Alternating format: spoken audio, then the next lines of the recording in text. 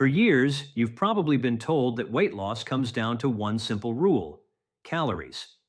Eat fewer calories than you burn, and the weight should disappear. So you followed the advice. You started eating smaller portions, you skipped desserts, you logged every meal into an app. Maybe you stayed committed for weeks, maybe even months. Yet that stubborn belly fat refused to budge. After a while, it's easy to start asking yourself difficult questions. Maybe your metabolism is damaged. Maybe your body just doesn't work the way it used to. Maybe you're too old for any of this to make a difference. But here's what I tell people who come to me after spending years fighting the same battle. The problem isn't your body. The problem is the strategy. Trying to lose weight after 60 by counting calories alone is like trying to repair a car engine by carefully measuring the fuel in the tank. The fuel isn't the issue. The engine is. Today, I want to show you how to work with the engine instead of fighting against it. I'm Dr. William Lee, physician, scientist, and author of Eat to Beat Disease. For more than 2 decades, I've researched the powerful relationship between food and human biology. I've studied how specific compounds in foods send messages throughout the body, messages that can either encourage fat storage and disease or trigger healing and fat burning.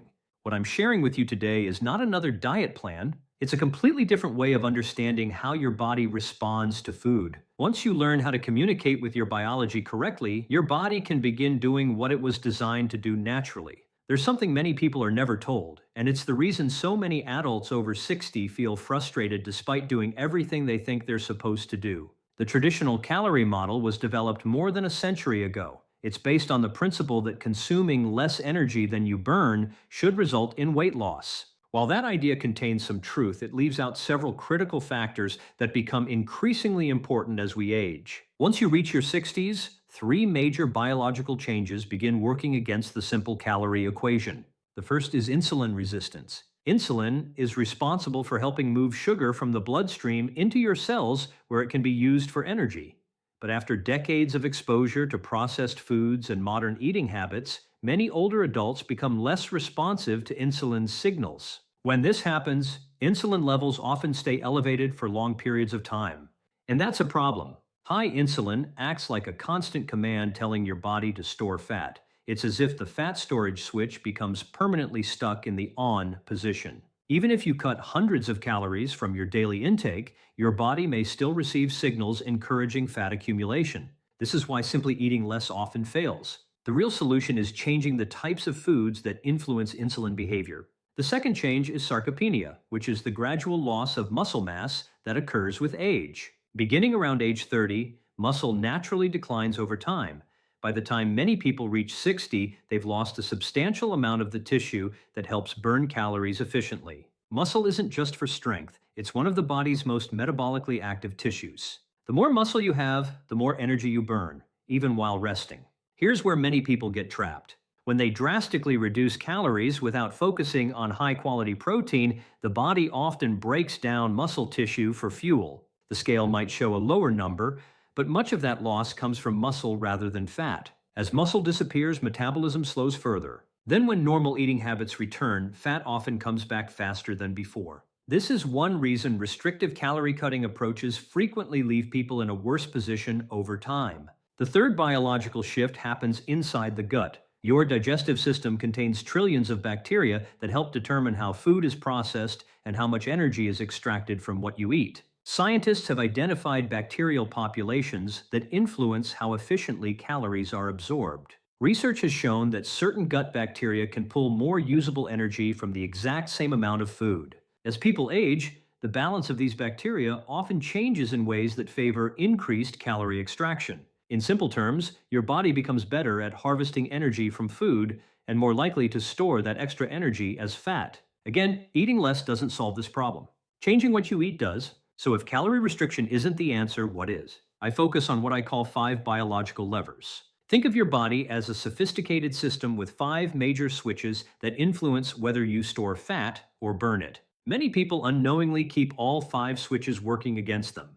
When you choose foods that activate these switches correctly, your biology begins moving in your favor. Fat burning improves. Muscle maintenance becomes easier. Hunger becomes more manageable. And all of this happens without obsessing over every calorie or macro. Let's look at those 5 levers. The first is insulin sensitivity. Certain foods help your cells respond more effectively to insulin.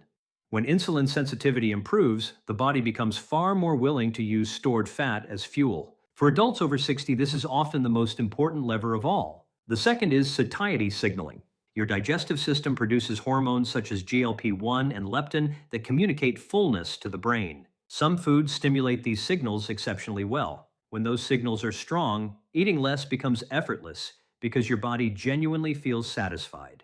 The third lever is thermogenic activation. Every time you eat, your body uses energy to digest, absorb, and process nutrients. Some foods require significantly more energy to process than others. Protein is a perfect example. The body may use 20 to 30% of protein's calories simply digesting it.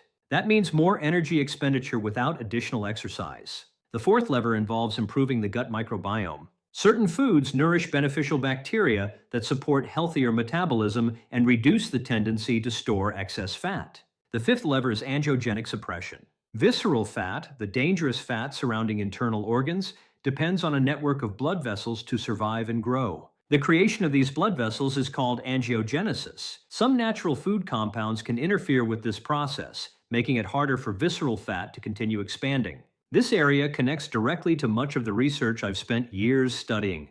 Now let's look at foods that help activate these powerful biological switches. First, eggs. For many adults over 60, eggs may be one of the most effective breakfast foods available. Eggs contain choline, a nutrient that supports healthy insulin function and improves communication at the cellular level. Research has shown that egg-based breakfasts often produce smaller insulin spikes than carbohydrate-heavy breakfasts containing similar calorie levels. That's the first lever at work. Eggs also provide complete protein, delivering all the essential amino acids your body needs. This protein strongly stimulates GLP-1 production, the same fullness hormone targeted by medications like Ozempic. Studies consistently show that people who eat eggs in the morning often consume less food later in the day because they feel satisfied longer. That's the second lever. Protein also creates a significant thermic effect, meaning the body burns extra energy during digestion.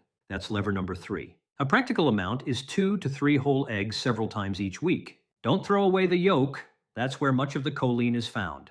Whether they're soft-boiled, poached, or cooked in extra virgin olive oil, simplicity works perfectly. For individuals with specific cardiovascular concerns, it's always wise to discuss dietary choices with your healthcare provider. Next is extra virgin olive oil.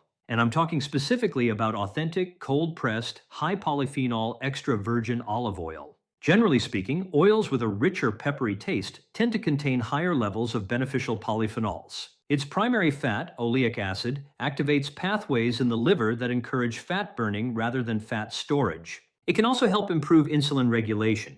That's another boost for lever 1. One particularly fascinating compound is oleocanthal. This natural substance has powerful anti-inflammatory properties and may help reduce biological signals involved in supporting visceral fat growth. That's lever 5. Large nutritional studies involving thousands of participants have linked daily extra virgin olive oil consumption with healthier body composition and lower inflammation, including in older adults. A practical goal is about 2 tablespoons daily. Use it on vegetables, salads, or for light cooking.